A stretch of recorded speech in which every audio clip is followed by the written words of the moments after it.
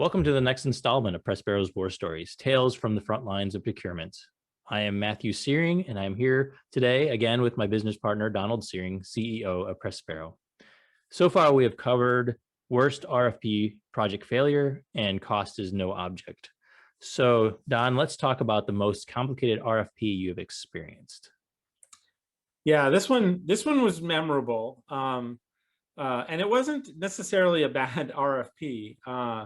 Again, it was something that was well suited to us, and it was one of the first times we were, as a vendor, having to respond to something online. So at that point we thought, oh, this is great. This is we're starting to see the future, and this is Mhm. probably about 5 years ago, and that was short-lived, in that we got into the process and the RFP was okay. And in any RFP, you're going to have information. They're going to want information about your company. They're going to want information about what you do from a contracting standpoint, information about some of your policies, procedures, and how you handle compliance. And then usually it's odd. Those are like the first concerns. But later, you eventually get to the functional requirements where the whole reason you're having the RFP, right? I have a problem that I need to solve, and it needs a system that does X, Y, and Z. And those are normally, you can have a very simple RFI where you'll have, 5 or 10 questions, and it will basically say, tell us how you do this interaction with the user, or, how do you do online registration for a user? And then you can kind of freeform explain, talk about your differentiators. Those are kind of fun to talk about. You get deeper and deeper into the RFPs, and you can have 20 questions to 200 questions about the functions. Sometimes it's like, we want to make sure that you can support, when I'm registering somebody, a password, Mhm.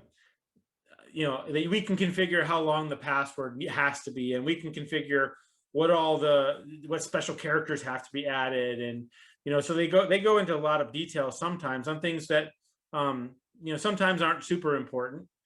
Sometimes it would be great just to, are you going to throw me out because I can't do a 12 digit or 12 character password Mhm. instead of an 8 character password, or we don't, for example, require special characters, numbers, caps, and things like that, because the latest guidance in passwords is really just length. The longer the password, the better. Doesn't matter how many special characters or caps or letters or things are in there.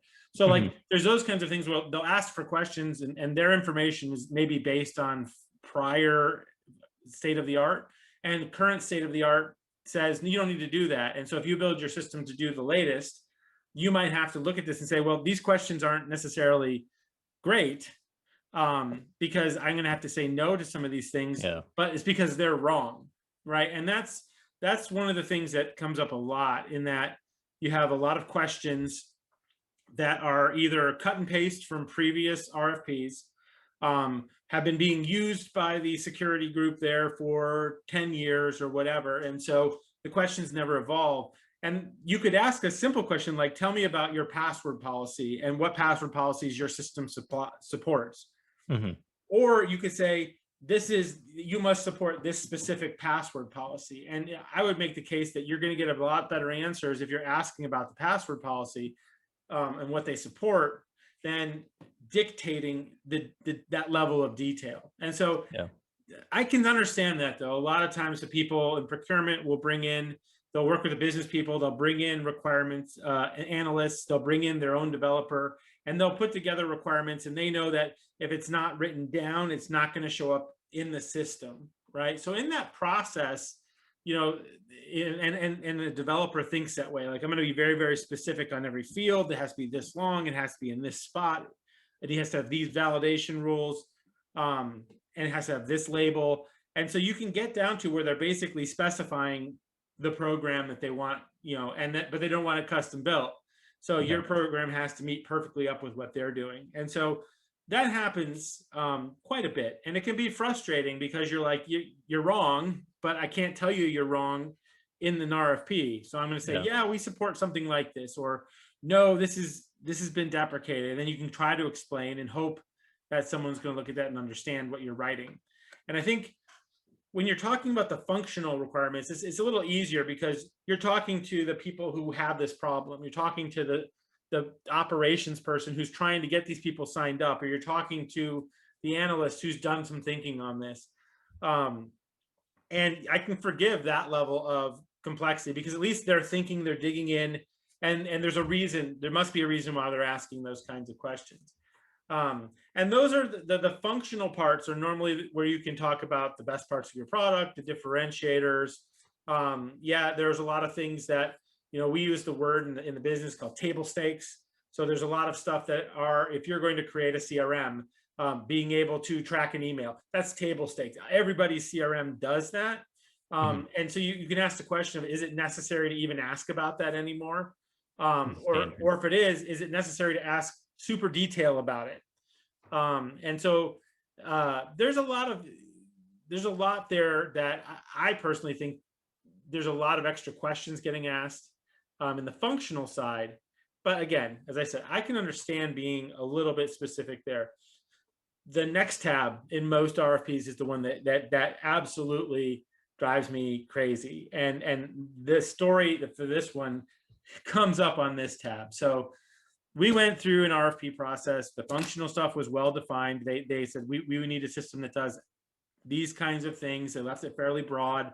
We put our answers in there. We felt like we were like a perfect match because they were looking for stuff that we did. The features lined up very nicely. They were about the right size customer for us that we've been successful with implementing very quickly, where you don't have to, wade through layers of bureaucracy to get anything done. And then we got to the technical questions, and the technical questions tend to be a combination of things like, how do you deploy your software? Do I have to stand up a server and you send the software to me, or do you host it in the cloud? If you host it in the cloud, how do you host it in the cloud? Right? Am I hosted with other people's stuff, or am I alone? Do I have my own little instance? And those are legitimate questions. Where it starts to get more detailed is when you start, or not detailed, but at least a little bit weirder. So you start asking about compliance and security. And there are standard models for a lot of this. There are, in terms of security compliance, are you developing in a, following something called OWASP, which is basically a standard approach for building secure software. And some of those can be decent questions. But on the other hand, things can get out of hand. And giving you an example, so you can host software on a client's premises. You can host software in your own data center. So if you're a software company, you can go buy racks, buy servers, go co-locate it in somewhere. And when you do that, then those are your servers, you're responsible. And it used to be the case, that when you rolled out servers, or a new client, you'd have to roll out new servers. So you'd say, okay, my standard, I'm hosting you in my private cloud. So if I'm going to stand you up, I'm going to put servers out in my environment. I'm going to manage them. I'm going to make sure that all the patches are applied. I'm going to make sure that they're securely hosted. And I'm going to make sure that they're sitting somewhere that random people can't just walk up and look at your, plug in a USB drive or things like that. So there are whole things where you can buy secure cages. If you have more, because you can host it in a co-location facility, which is somebody else's internet facility, where you can basically get a locked box and you put your servers in there. And then if you have to swap servers out, you go down to that facility and you swap the servers out. The cloud concept got rid of a lot of that now, because most people aren't hosting on hardware, right? They're hosting in the cloud, which is on someone's hardware, but you're hosting essentially a virtual server. So that server lives somewhere. It's software that lives somewhere on some server. And places like Microsoft, Google, Amazon, they've got enormous data centers and enormous sets of physical servers that host these. And so, but they've built it such that when you say, I want to get a new server at Microsoft, you're getting this software virtual server, and it doesn't have a location. You can't stick a USB card. It's not a real computer. It's an imaginary computer sitting inside of other computers. And the cloud is complicated sometimes to explain, but at the end of the day, you're like, okay, I no longer have a box with a key. I no longer control who gets in and can get into my server. The server lives in this virtual world, and I can control electronically who has access to it. So I can set up, usernames and passwords. I can also set it up so that you can only access it if you come from a certain location, right? So only computers inside of my office can access it. Okay. Or something coming from my network. So that allows us, if we're all working remote, we can VPN and we can get to that server. But then you have to it's not just a username and password. The server's not sitting out there on the internet. It's hidden inside of a network shell that you have to get into. Mm-hmm. So there's security that's built into the cloud. The problem is that's relatively new. And the people who are doing procurement and security at some of these companies, they're not up to speed with necessarily where the cloud is. And so this was kind of at the same time we were making the cloud transition when we were doing this RFP. So pretty much all of our clients were in a cloud. We were taking them off of our own data center. We had shut our data center down and had them living in the cloud. And we got this RFP. We come to the technical and security questions, and we start to open it up. And I actually had some help because it looked like there was 100 or so questions.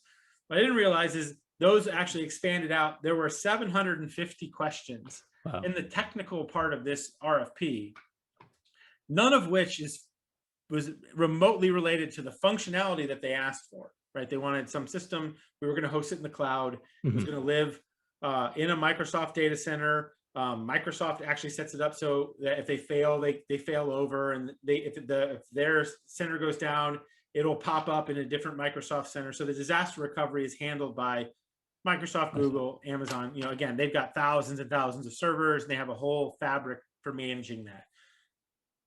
Now I've got to answer these questions, assuming that I am sitting next to the server, or I have a cage and in my closet back here, I'm running servers, because this thing went into detailed questions about, the physical size of your servers, where were they located, who gets access to them, how secure is the lock, and these are all questions that we're going, this is not even relevant. There's no lock. Yeah. There is nothing there. But you got to answer these questions, right? If you say no, no, no, no, no, then you're going to be kicked out of the process. So then the question is, yes, but, right? So you do yes in comments, because typically it's no in comments, but these are yes in comments. Yes, it's secure. Yes, it's physically secure. No, I'm not. I can't explain to you how it is and how the key is set up and who has copies of the key, because that's not something that we manage anymore. Yeah. And it went from there into even more detail. There were questions about, where is the nearest fire extinguisher to the server that this is running on? Yeah. I have no idea. Maybe again, if I was still hosting it, I would probably know that, because I would have gone down to the server room and I could see it. Okay, cool. So I'm sure it's close. And then it's like, well, when was it last inspected? What? Enter in the inspection date of the fire extinguisher in an office that I've never been to and will never be able to get to? I have no idea. And it went into an incredible amount of detail about those kinds of things. What kind of sprinklers do you have? Are they halon? Are they not halon? How far, and then it went into more detailed questions that are more of the kind of business continuity questions, because they started asking questions about in your office. So not even in the data center, but in your office, where is the nearest fire extinguisher? And it had things like, sit back from your desk and look and see if you can see a fire extinguisher. Like that was his instructions in the RFP. And we're sort of going, this is crazy. Why is this important? And I'm sure at some point, these are the kind of questions that accrete over time. At some point, somebody had a fire in their office and it took out Bob's computer, and Bob was the person who had the password to get into the server, and they were screwed, and they had to go sort out what happened, right? Yeah. And figure out a way to do that. And that's the kind of stuff where there are general questions you can ask, and you can kind of get a sense from the company of what they're doing. What's your disaster recovery protocol? Yeah. what is your expected, how much data are you going to lose? How long is it going to take for you to get us back up? And you get a lot of these kinds of questions, and you can answer, yes, we have a full plan. Yes, we know what we're doing. But then you get these, like this one, the 700 questions, where it assumes that you don't know what you're doing. Yeah. And it's going to try to teach you something during the RFP about security. And it's going to do so in a way that's really not relevant to most of the clients. And that was the thing, is that, we switched to the cloud. I know all of our competitors were hosting in the cloud already, from just all the, everyone kind of went through that transition where some people went to Amazon, some people went to Azure for Microsoft, some people went to Google, and there's other, smaller or other providers. So everybody kind of made that switch. But now here's this kind of anachronistic questionnaire that I couldn't see really why some of this was important anymore. But there was no way for you to say that, and there was no way for you to have that question. So, I mean, it really hit me, because 700 questions is a lot of questions to go through. It was way more than the functional questions. And you got the sense that somebody was trying to, cover all the bases and ask all the questions. And you started asking, like, if you don't trust me to be an actual business that actually has an office, that has people that take care of the office, I would make the case that most people that work in an office don't touch the fire extinguisher, right? So and frankly, like in our offices, the fire extinguishers were managed by the building, right? So, like, if they start asking things like, we need the certificates for when these were last inspected, and it's like, I've got to go to the building manager to request information to answer an RFP, which is asking about the security of servers that don't even live here. Yeah. Like they've never even remotely been to this building. What does this matter? But the funny thing is, so we answered all the questions, and again, my team who had answered the questions and I were just marveling at the amazing depth, and like it became a game of going, what are they going to ask next? Oh, wow, okay, how many steps is it from your desk to the fire exit? Why is this important? Again,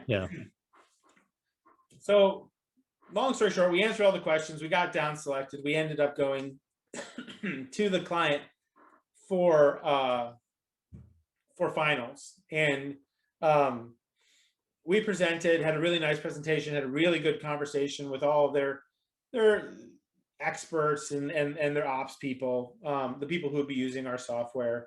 Had a really good conversation with them, and had a good conversation with the person that was kind of leading the process. And on the way out, we'd had such a good conversation, and the room was so relaxed. And a lot of times these are very tense processes. I took the opportunity to ask on the way out, saying, hey, just FYI, that RFP you sent out was literally the most comprehensive security thing I've ever seen. And the guy didn't let me finish, because the guy jumped in and said, yeah, I took that from the banking industry where I used to work, and I noticed that nobody in this industry was asking these kinds of questions, and so I made sure that we asked all those questions. Which was good that he stopped me, because I was about to say, gosh, they were so ridiculous and not focused in on what we were doing. We thought we didn't know if it was and I said, not a joke, but we thought maybe it was a test, like to see who would go through and answer all these questions or something. But the guy was serious about having those questions in the RFP, and said, hey, these were important to me, and they were important in the past. He didn't say in the past, but they were important to him, and he had brought them over. But that's another scenario where you've got a person who looks at a process like this RFP process, thinks it's not being done correctly, right? Says, oh, we were much more strict over in this market segment or this industry than you are over here, and we should bring those over. And great, but he also wasn't a security expert, right? So I don't think he necessarily understood how outdated some of the stuff he was asking was, and how irrelevant it was to because none of those questions had anything to do with what we were selling. Mhm. None of those questions came up in the conversation. Even when we sat down with our IT security, they weren't the ones that put those questions in there. So there's a couple of things that came out of this. Is one, realize that a lot of times people put questions in because they want to be thorough, and they think by asking more questions, I'm more thorough. And that isn't necessarily the question. If you're asking the wrong questions, you can put 700 questions that don't have any bearing on what you're doing. You're not more thorough. Yeah. You're just making more work. And at the end of the day, nobody looked at those. And I make the case that on many of these things, when you get into the security side, nobody's looking at them.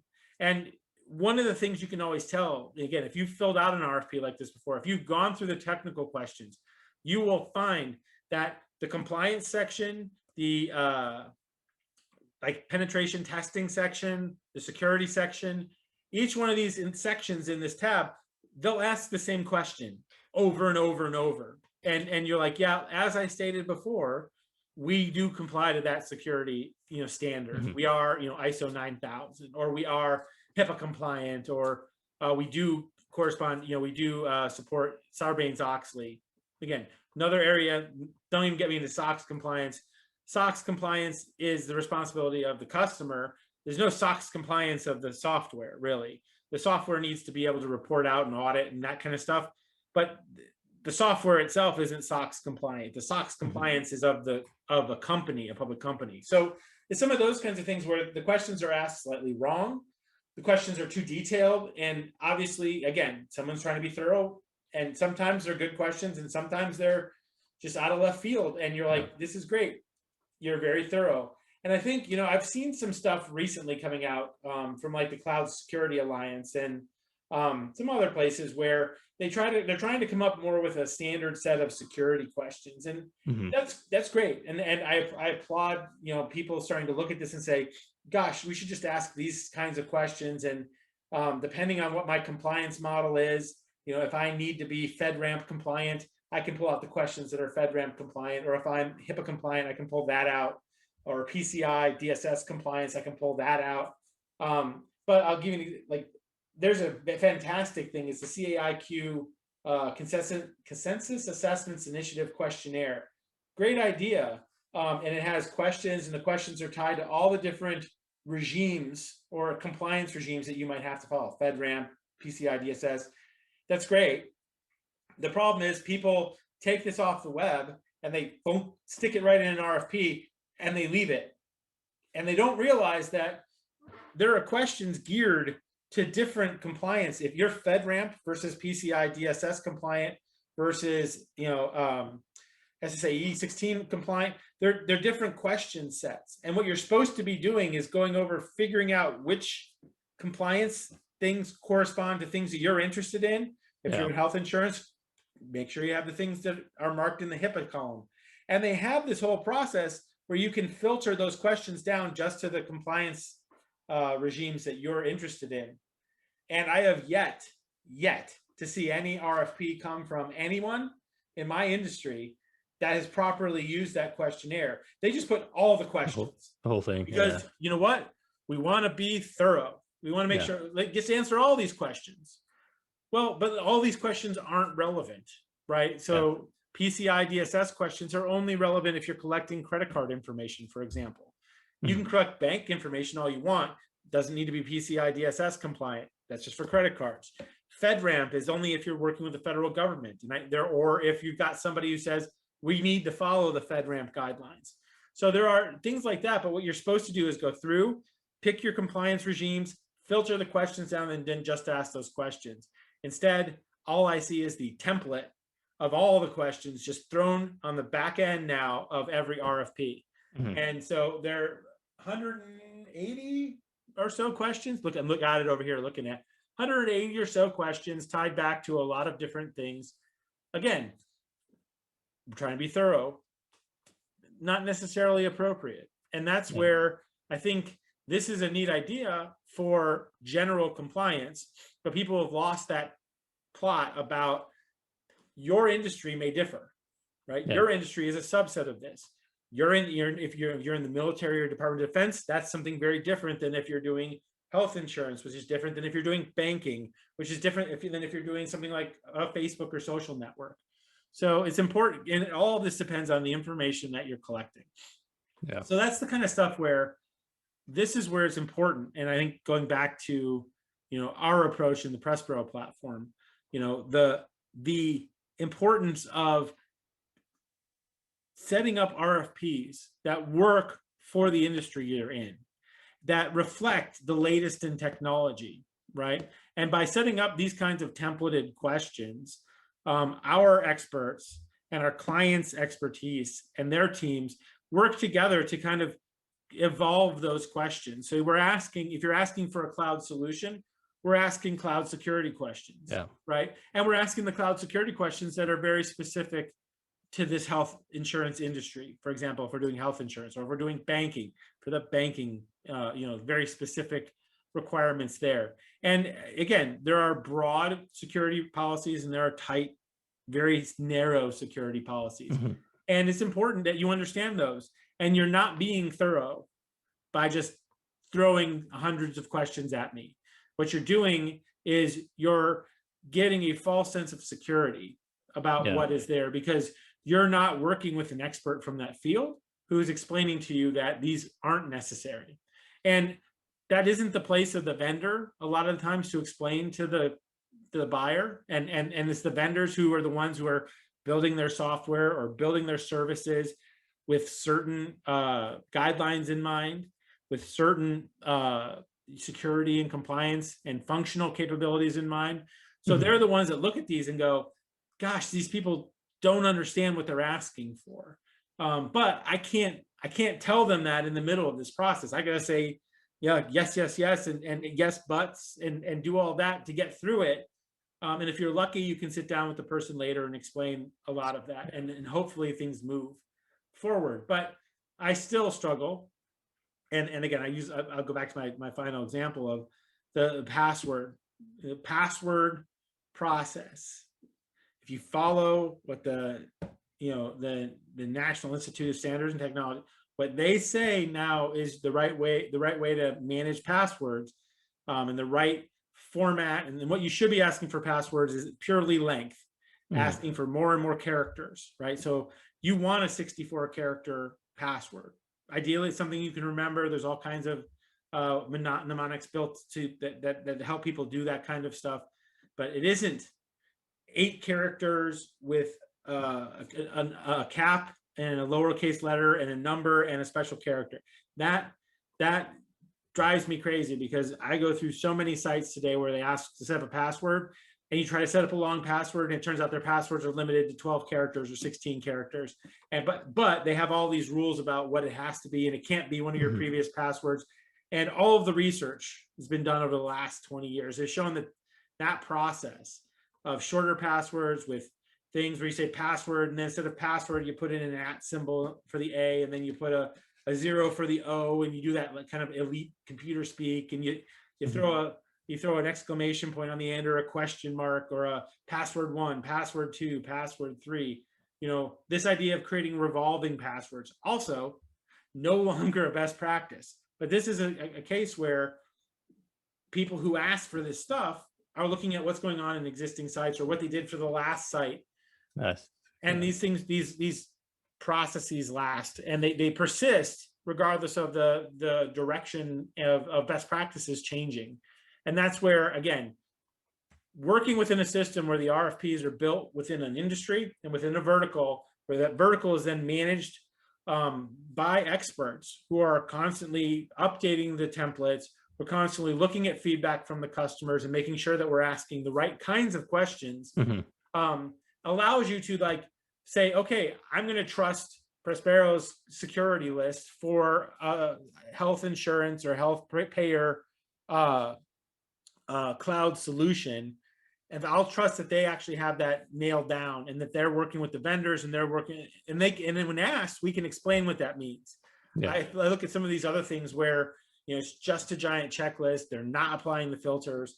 I'm telling me that somebody there doesn't understand at all how this is supposed to work, and they've just thrown it in there again. So we actually want to be correct and help you find the right solution. and not just create work Yeah. and pretend we're thorough. So Be there's a big focused. difference between pretending you're thorough and actually asking the right questions. Hmm. And that, I think, is the critical part of what we do at Prospero, is making sure you're asking the right questions.